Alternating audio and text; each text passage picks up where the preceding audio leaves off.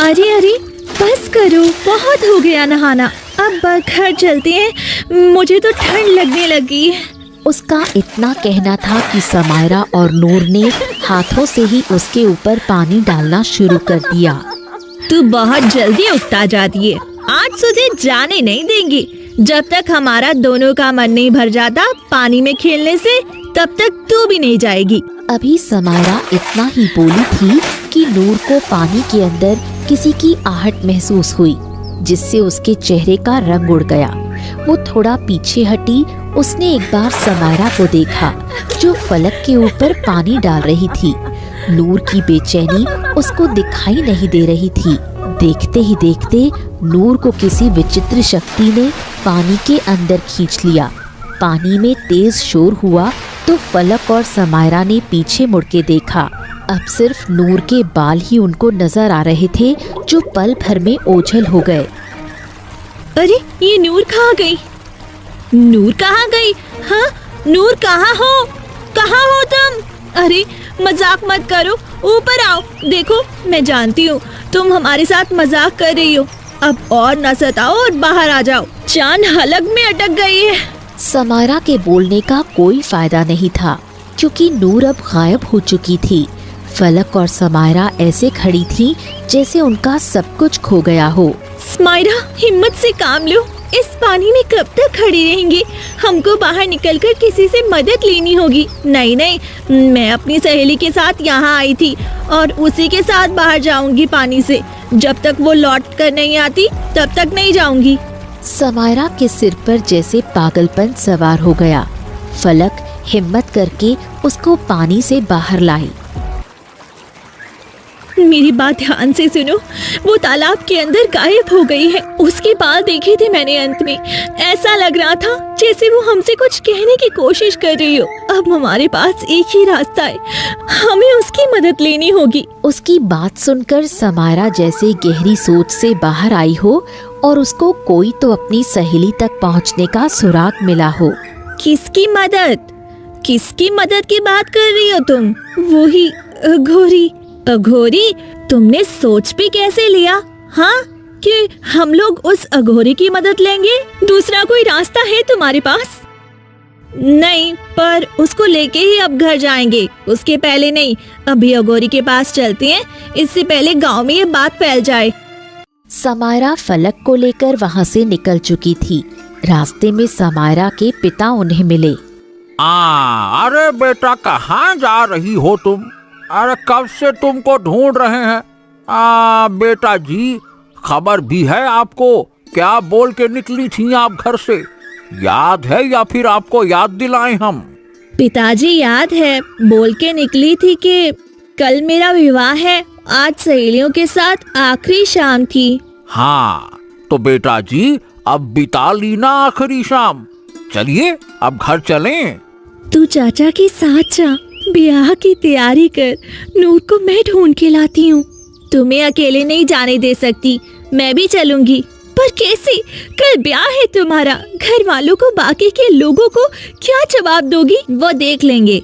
हाँ, ये क्या बातें हो रही भाई, खुसुर फुसुर। हाँ चलो घर चलो। और बेटी फलक, तुम भी अपने घर जाओ, तुम्हारे पिता परेशान हो रहे होंगे। बलवंत समायरा को घर ले आता है और समायरा कुछ नहीं कर पाती।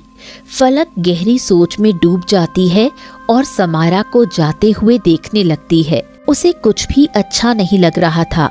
वो जाकर उसी तालाब के किनारे बैठ गई जहाँ से नूर गायब हुई थी। अब मैं अकेले क्या करूं? क्या कूद जाऊं इस तालाब में? या तो अपनी सहेली को ढूंढ कर ले आऊंगी या फिर कूद के मर जाऊंगी। वो जैसे ही कूदने वाली थी तभी किसी ने उसका हाथ पकड़कर खींच लिया। तालाब में कूदेंगे तो साथ में कूदेंगे। अघोरी ने कहा था ये कुंड तालाब है, अब इसके अंदर जाना ही होगा। तुम क्यों आ गई? कल बारात दरवाजे पे खड़ी होगी, क्या जवाब देंगे तेरे घर वाले उनको? वो देख लेंगे बाद में। सुबह तक हम कुंड तालाब से बाहर आ जाएंगे। अब आंखें बंद कर और लगा दे जान की बाजी। दोनों सहेलियां हाथ पकड़ती हैं और तालाब में कूद जाती हैं। नीचे जाते जाते उनकी सांसें अटक जाती हैं। उस अघोरी ने झूठ कहा था। ये कुंड तालाब है। कोई कुंड तालाब नहीं है ये, यहाँ सिर्फ पानी है। अब हम मरने वाले हैं, ईश्वर को याद करते हैं। मरना ही तो था, विवाह कर लेती। तेरी आखिरी ख्वाहिश तो पूरी हो जाती ना, विवाह करने की। पानी से लड़ते लड़ते वो पानी के बिल्कुल नीचे चली जाती है और उनका शरीर नीचे बैठ जाता है। तभी एक तेज रोशनी चमकती है। रोशनी के अंदर एक बड़ा सा साफ सुथरा किले जैसा घर था। ये क्या, पानी के अंदर दूसरी दुनिया? ये कैसे हो सकता है? क्या सच में ये कुंड लोक है? इसका मतलब हमारी नूर जिंदा है और इसी घर में है। चलो जल्दी चलो, अंदर जाके देखते हैं। दोनों तेजी से उस किले के अंदर चली गईं। वहां जाकर देखा एक आदमी जिसने काला नकाब लगाया हुआ था सामने आया। ओ, तो तुम लोग नूर को ढूंढने आई हो ना धरती लोक से? हाँ, आपको कैसे पता? और आप कौन है? क्या आपको पता है हमारी सहेली कहाँ है? वो इसी दुनिया में रुकी हुई है ना? मेरे साथ आओ।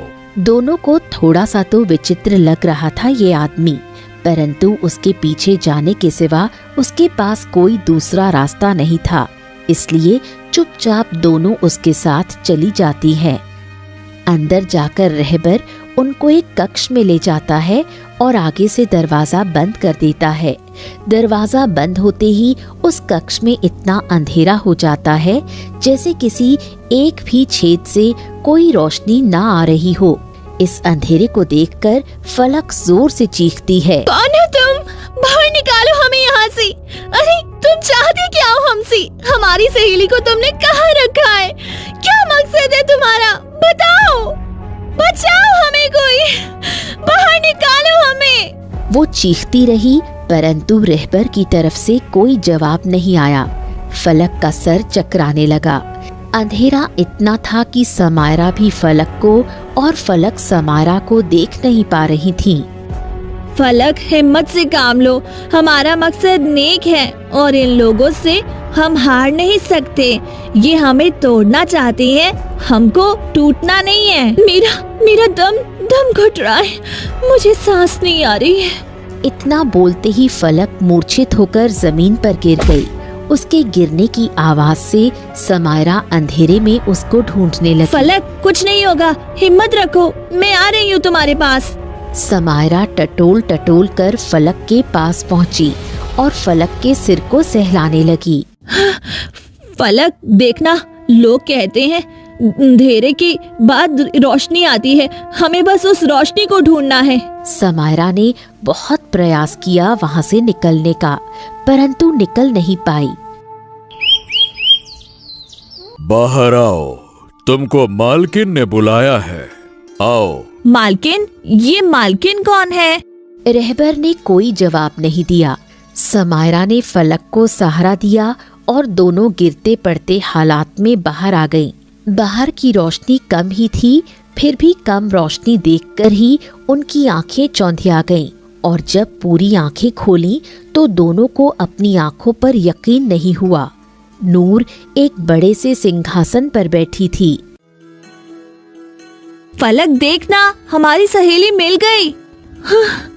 यहाँ हमारा हाल भूख और अंधेरे से खराब हो गया और तुम यहाँ आराम से बैठी हुई हो। अरे कैसी सहेली हो तुम, देखने भी नहीं आई। मेरा घर पसंद नहीं आया? तुम्हारा घर? हाँ, मेरा घर, यही तो रहती हूँ मैं पिछले 20 वर्षों से। 20 वर्ष की तुम हो भी नहीं। मजाक करने के लिए पूरा जीवन पड़ा है। अभी घर चलती हैं, सब परेशान हो रही होंगी। और तुम तो जानती ही हो, आज समायरा का विवाह है। देरी हो गई तो बारात वापस चली जाएगी, फिर कभी उसका विवाह नहीं हो पाएगा। गांव वालों को जानती हो ना, कैसे कैसे लोग हैं, पंचायत बिठा लेंगे वो लोग। फलक की बात से नूर को कुछ फर्क नहीं पड़ा तो अमारा को गुस्सा आया। वो फलक को वहीं छोड़ नूर के पास आकर खड़ी हो गई और उसको खींचते हुए बोली, नूर, बहुत हो गया मजाक, चल गांव चलते हैं। मुझे डर लग रहा है, क्या जवाब दूंगी बाकी के लोगों को। समायरा ने जैसे ही नूर का हाथ पकड़ा, नूर ने उसको जोर से धक्का दिया जिससे अमायरा दूर जा गिरी। तुम दोनों पागल हो जो मेरे पीछे यहाँ तक चली आई। अरे मूर्खो, इतना नहीं समझ पाई? ये मेरी एक चाल थी तुमको यहाँ लाने की, और देखो तुम मेरे जाल में फंस गई। मुझे तो ये समझ ही नहीं आ रहा तुम इतनी मूर्ख कैसे हो सकती हो। क्या कहना चाहती हो? साफ साफ कह दो, क्योंकि कल से अब तक भूख और अंधेरे ने और इस सुनसान जगह ने दिल को शमशान जैसा बना दिया है। एक रात यहाँ रहने के बाद समझ आ गया है यहाँ कुछ तो बड़ा रहस्य है। अब शुरुआत तुम ही कर लो। मेरा सच जानना चाहती हो ना? तो सुनो, मैं तुम्हारी सहेली नहीं थी, और तुम यहाँ तक आ सको इसीलिए तुमको सहेली बनाया, ताकि समय आने पे तुमको यहाँ कैद कर सकूं। वैसे मूर्खता की हद होती है। 2 साल मेरी सहेली बनी रही, आज तक कभी ये भी नहीं पूछा कि मेरा परिवार कहाँ है और मैं तुम्हारे घर क्यों नहीं जाती। जहाँ तक मेरा अंदाजा है, गांव की सहेली एक दूसरे के घर आती जाती रहती है ना? क्योंकि तुम बोलती थी दोस्ती बस घर के अंदर तक नहीं जाएगी। अब मुझे समझ में आ रहा है तुम ये सब क्यों बोलती थी। अब मैं सच्चाई जानना चाहती हूँ। बोलो, क्या रहस्य है तुम्हारा? क्या सच में तुम मेरी सच्चाई जानना चाहती हो? हाँ। ये बात 20 वर्ष पहले की है। माँ, कहाँ हो आप? देखो ना, बाहर कोई आपको बुला रहा है। अरे बेटा, कौन है? अंदर बुला लो। वो हमारा पड़ोसी है ना, उनके यहाँ कल विवाह है, जिसके लिए आपने मुझे लाल चुन्नी और पीला लहंगा बना के दिया। वो लोग आए हैं। अच्छा, तो बस विवाह का न्योता देने आए होंगे। नहीं माँ, वो आपसे कुछ बात करना चाहती हैं। मैं देखती हूँ। सावित्री उठकर बाहर चली गई। दरवाजे पर मोहनदास खड़े थे। बहन जी, एक जरूरी बात करनी थी आपसे। आपको तो पता ही है, परसों मेरे बेटे का विवाह था, परंतु अचानक लड़की बीमार पड़ गई और मर गई। अंदर आओ। सावित्री मोहनदास को अंदर बुलाकर लाई। परंतु अचानक लड़की बीमार पड़ गई और मर गई। हे ईश्वर, ये कैसे हो गया? देखो बहन जी, बीमारी, जिंदगी और मौत, ये तो ऊपर वाले के हाथ में है। अब गांव वाले तो यही कह रहे हैं कि विवाह में सुख नहीं लिखा था, इसीलिए लड़की मर गई। गलत जगह विवाह होने से बेहतर है कि इंसान मर जाए। कई घरों में हम अपने पुत्र का रिश्ता लेकर गए, परंतु कोई भी मान नहीं रहा विवाह के लिए। इस गांव में सबसे ज्यादा तो नहीं, पर अच्छे लोगों में हम आते हैं। हाँ, सही कह रहे हो। तुम लोग तो बहुत जमीन वाले हो। फिर क्यों कोई अपनी बेटी नहीं देना चाहता आपके घर में? पता नहीं, इसीलिए मैं आपके घर आया हूँ। क्या आप नूर का विवाह मेरे पुत्र से करेंगी? क्योंकि मैं आपको जानता हूँ, आप पुरानी बातों को नहीं मानती। आप पे कोई जोर जबरदस्ती नहीं है। आप चाहे तो मना भी कर सकती हैं, परंतु मैं चाहता हूँ कि मेरे पुत्र का विवाह उसी मुहूर्त में हो जो तय हुआ था, और मेरा पुत्र भी होने वाली पत्नी के अचानक मरने से सदमे में आ गया है। उसको भी गम भुलाने में आसानी होगी। इसमें सोचने समझने वाली कोई बात नहीं है। मैं इस विवाह के लिए तैयार हूँ। मेरी नूर ऐसे तो लाखों में एक है, परंतु श्याम भी बहुत सुंदर और अच्छा नेक लड़का है। हम इस विवाह के लिए तैयार हैं। और इस तरह नूर और श्याम का विवाह हुआ। 4 साल बीत गए। एक दिन नूर अपने घर में बैठी श्याम की प्रतीक्षा कर रही थी। तभी श्याम का दोस्त बलवंत वहां आया।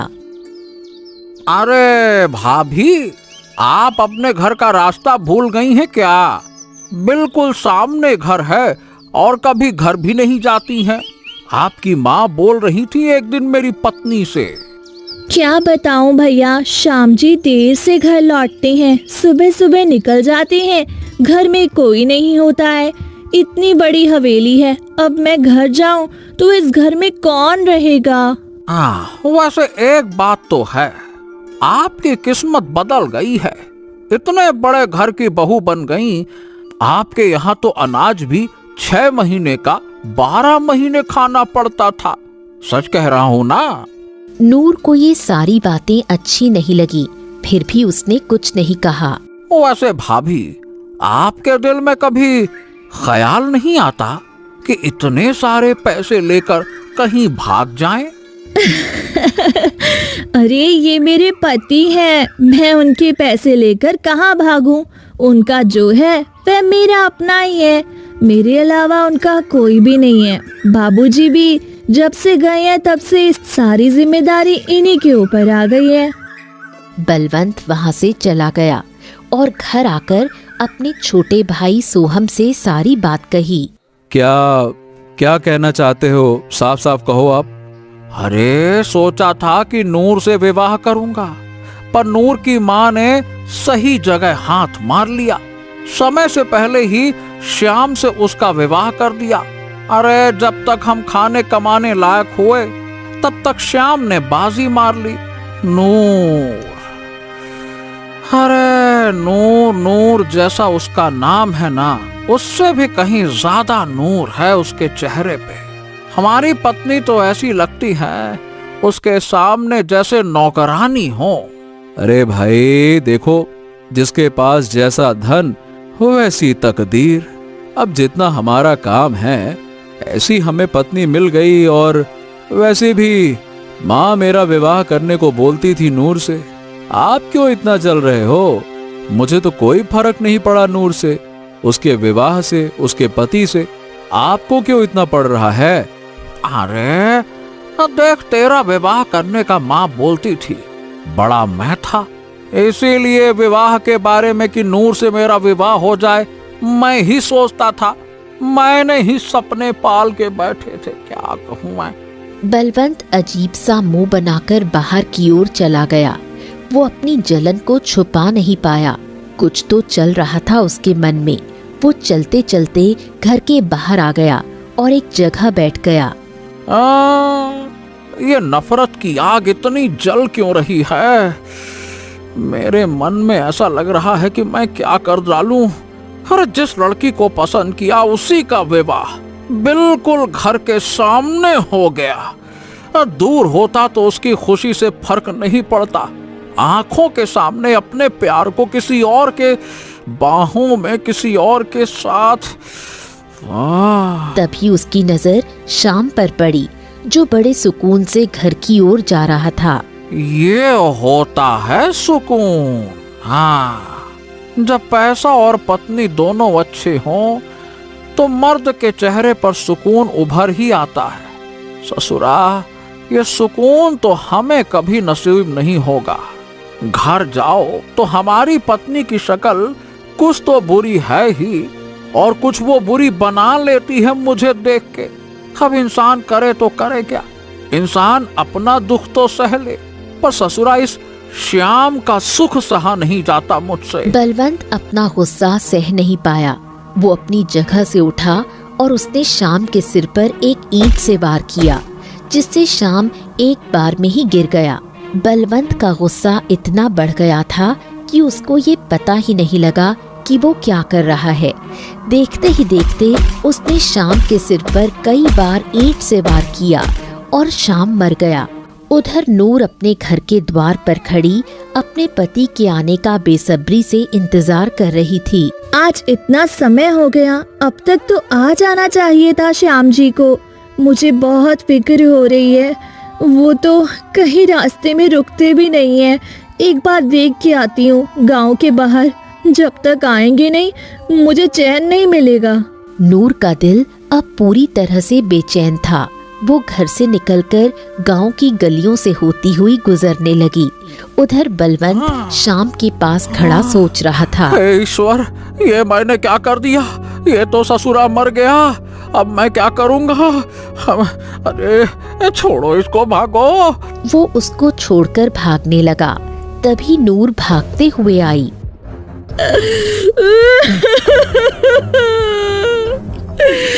बलवंत, तुमने मेरे पति को मार डाला। अरे ससुरा श्याम तो मारा गया, नूर ने भी देख लिया। अब तो ये मुझे सजा दिला कर रहेगी। अब मैं क्या करूं, क्या करूं, क्या करूं, क्या करूं? ऐसा नहीं हो सकता, आप मुझे छोड़ के नहीं जा सकते। मैं आपको खो नहीं सकती। आपके सिवा मेरा दुनिया में कोई भी नहीं है। मेरा सुहाग गुजर नहीं सकता। उठिए, उठिए, उठिए। हाँ, अभी ये जब तक अपने विलाप में है तब तक तो ठीक है। जब ये होश में आएगी तो मुझे सजा जरूर दिलाएगी। इसका कुछ ना कुछ तो करना पड़ेगा, करना पड़ेगा। क्या करूं, क्या करूं, क्या करूं? वो भागकर सोहम के घर आया। हाँ, सोहम! अरे सोहम, दरवाजा खोल! अरे सोहम, दरवाजा खोल!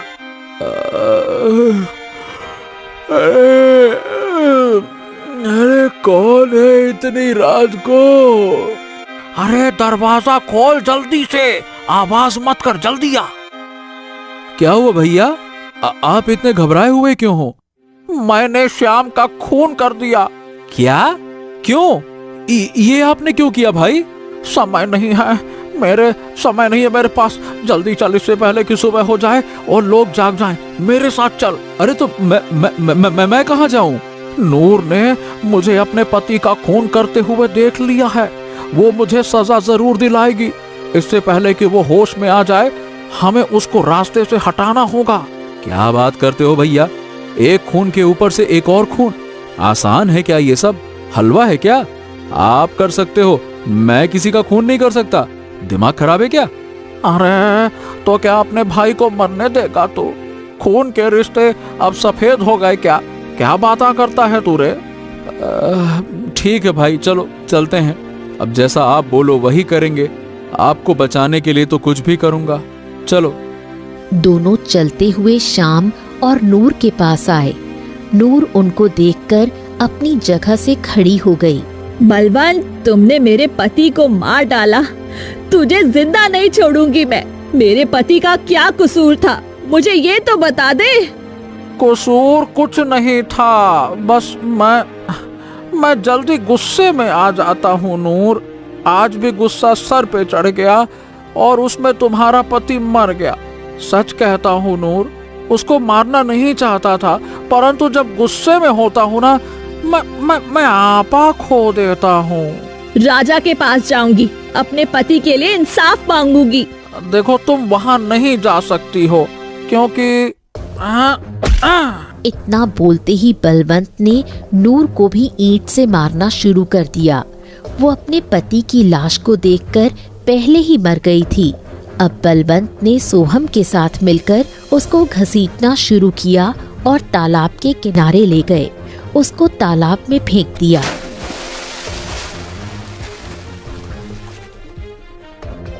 भाई, ये मर तो गई होगी ना, पक्का है? अरे इतनी ईंट में तो उसके पति ने दम तोड़ दिया। फिर ये किस खेत की मूली है? ये तो एक लड़की थी। अब एक काम कर, उसके पति की लाश को भी इसी तालाब में डाल देते हैं। उसकी आंखें बंद हो गईं। वो गिरती जा रही थी। गिरते गिरते वो कुंड लोक के किले के द्वार के पास आकर गिरी। उसके गिरते ही एक बूढ़ी औरत दौड़कर आई। उस बूढ़ी ने देखा नूर के शरीर में कुछ ही सांस बाकी थी। उसका शरीर पूरी तरह टूट चुका था। कुछ जीने की आस भी खत्म हो गई थी और कुछ वो जीना भी नहीं चाहती थी। मुझे इसको बचाना होगा। बुढ़िया नूर को किले के अंदर ले गई और उसके जख्मों पर लेप लगाया, परंतु नूर की हालत बहुत नाजुक थी। अब मुझे अपनी शक्ति का प्रयोग करना होगा। कोई इंसान अधूरी आरज़ू लेके मर जाए तो उसकी आत्मा सुकून नहीं पाती, और ये इस दुनिया में आई है तो जरूर किसी मकसद से आई है। इस तालाब में ना जाने कितने लोग गिरते हैं, यहाँ तक आज तक कोई नहीं आया। बुढ़िया ने आंखें बंद की और कुछ पढ़ने लगी। उसके पढ़ते ही कुछ अक्षर हवा में घूमने लगे और वो अक्षर नूर के जिस्म में समा गए। जो नूर आंख नहीं खोल पा रही थी, उसके जख्म पल भर में गायब हो गए और वो उठकर बैठ गई। कहाँ हूँ मैं? आप कौन है? क्या मैं मर गई? या जिंदा हूँ, तेरी मिली हुई जिंदगी के कुछ पल बचे हैं। मैंने तुझे जादुई शक्ति से जोड़ दिया है। अब तू जिंदा रहेगी। जब तक तू चाहे तब तक तेरी जिंदगी चलेगी। तेरी जिंदगी के दिन आज से रुक गए। ना तुझे गर्मी लगेगी, ना तुझे सर्दी लगेगी, और ना ही तेरी जिंदगी बढ़ेगी। जब तक मैं चाहूँ, मतलब तेरी उम्र आज यही रुक गई। तू 20 वर्ष की है ना, हमेशा 20 वर्ष की ही रहेगी। और आज से तुझे तेरी अच्छाइयाँ छोड़ के तुझे मेरी इस काली दुनिया में रहना होगा। यहाँ दुनिया जैसा तो नहीं है, रोशनी, सुंदरता और स्नेह, नफरत परंतु शक्ति है जिससे जो चाहे तो छीन सकती है। अब मुझे रोशनी में रहकर भी क्या करना है? मेरी जिंदगी की रोशनी मेरे पति के साथ खत्म हो गई। अब से मेरा एक ही मकसद है, उस बलवंत का अंत। और उसके बाद मैं इस अंधेरी जगह की मालकिन बन गई और धरती पे आ गई। तुम लोग से दोस्ती की ताकि तुम्हारे दोनों के पिता को वो दर्द दे सकूं जो उसने मुझे दिया था। संतान का दुख सबसे बढ़कर होता है। तुम दोनों को मैं यहाँ इसीलिए लाई ताकि तुम भी वो कह सको जो मैंने 20 साल कहा। पिताजी ने ये सब किया तुम्हारे साथ, तो 20 वर्ष तुम इस अंधेरे में रह रही हो। हमारी एक रात में इतनी खराब हालत हो गई तो तुम्हारा क्या ही हाल हुआ होगा। मुझे ये कहते हुए शर्म आ रही है। सोहम, मेरे पिताजी, अब हम इससे आगे क्या कहें? तुम चाहो तो हमें अभी के अभी मार सकती हो, परंतु क्या पिताजी को एहसास भी है जो उन्होंने नूर के साथ किया है? मुझे नहीं लगता उन्हें एहसास भी होगा। वहीं बलवंत तालाब के किनारे खड़ा हुआ था। अघोरी उनके साथ था। तुम दोनों की बेटी आई थी मेरे पास। वो इस दुनिया में जाना चाहती थी। मैंने मना भी किया, परंतु वो नहीं मानी। मेरे द्वार पे बेटी की बारात खड़ी हुई है। मेरी बेटी के भतीजी इस दुनिया में चली गई जो मैंने 20 वर्ष पहले किया। वो आज मेरे सामने आकर खड़ा हो गया। अब मैं क्या करूं? अपनी पत्नी को, बेटी के ससुराल वालों को क्या जवाब दूंगा? मैं क्या जवाब दूं? भैया, अब गलती की है तो सुधारना तो पड़ेगा। अरे कैसे सुधार लूं? गलती कैसे सुधार लूं गलती को? नूर तो मर गई है। वो जिंदा होती तो उससे माफी मांग लेता। नूर जिंदा है और वही तुम्हारी बेटियों को अपनी दुनिया में ले गई है। अब वो तुम्हारा बदला तुम्हारी बेटी से लेगी। हाँ, वो जिंदा है, पर कैसे जिंदा है? अघोरी ने सारी बात बलवंत को बता दी। हाँ, अब मुझे अपनी बेटी को बचाना है तो मुझे उस कुंड लोक में जाना होगा। अपनी बेटी को नहीं खो सकता। नूर से माफी मांग लूंगा। वो बहुत अच्छी है, उसका दिल बड़ा है, वो मुझे माफ कर देगी। मैं भी आपके साथ चलता हूँ। मेरी भी बेटी वहीं पे है।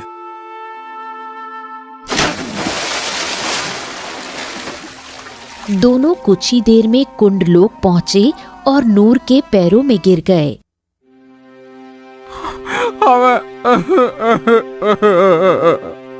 हमें माफ कर दो, हमें माफ कर दो।